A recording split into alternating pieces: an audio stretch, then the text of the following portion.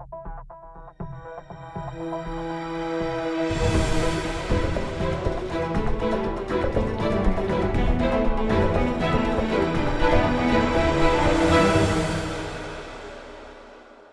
very important piece of equipment in the warehouse and material handling areas is the electric pallet jack. It's an economical and versatile unit designed to move stacks of materials from one place to another safely and without injury or product damage. Because it's easy to use and provides such durable service, it's natural to take them for granted. But there are basic safety rules and operating procedures required when using this type of equipment. Maintenance of the equipment is equally important. This short program provides some basic safety tips and maintenance procedures, but we can't list all the rules and operating procedures. Be sure to follow your organization's policies and procedures when using or operating this type of equipment. Each electric pallet jack manufacturer has different operating procedures and safety rules, so be sure to read and understand the rules for each type of equipment used. Let's begin with a basic understanding of the electric pallet jack. Keep in mind each manufacturer's vehicle may be slightly different than the ones we use in our demonstration, but the basic principles apply to most equipment. The vehicle itself is composed of directional and speed control levers, horn, lift and lower, and high-speed controls, AT-bar support handle, battery, pallet forks for the load wheels and tires, a skid runner, rider platform, drive unit cover and steering, and brake control handles. You'll become familiar with all the controls and levers through on-the-job training by your supervisor and as you gain experience with this equipment. It's important to know and understand the operating rules, maintenance procedures, and all the safety rules used with this type of equipment. Take a look at the data plate on your specific vehicle. It will provide some specific data about the vehicle, such as serial number, make, model, but more importantly, it will provide the maximum safe load capacity of the vehicle. Never exceed the safe lifting capacity of the vehicle at any time. Let's briefly look at some basic operating rules for this type of equipment. Number 1, know your equipment. Do not operate the equipment until you have been trained and authorized by your company. Read all warnings and instructions in the operator's manual, the information on the vehicle's data plate, and other areas. If your vehicle is found to be in need of repair, defective, or in any way unsafe to operate, the vehicle should be taken out of services until it has been restored to safe operating condition.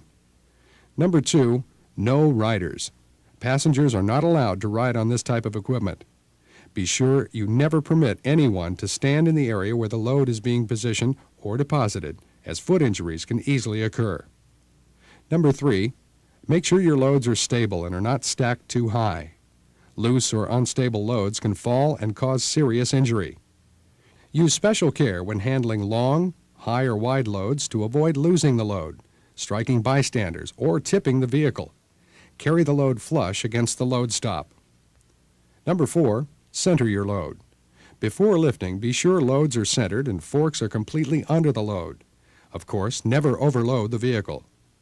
Do not hit a bump or anything with the ends of your forks, as this can damage the vehicle. Never lift a load with only one fork engaged. Number 5, keep the load low to the floor. Travel with the load or lifting mechanism low to keep the center of gravity low, but make sure the load is lifted high enough to ensure adequate floor clearance. Never lift or lower the load while the vehicle is in motion.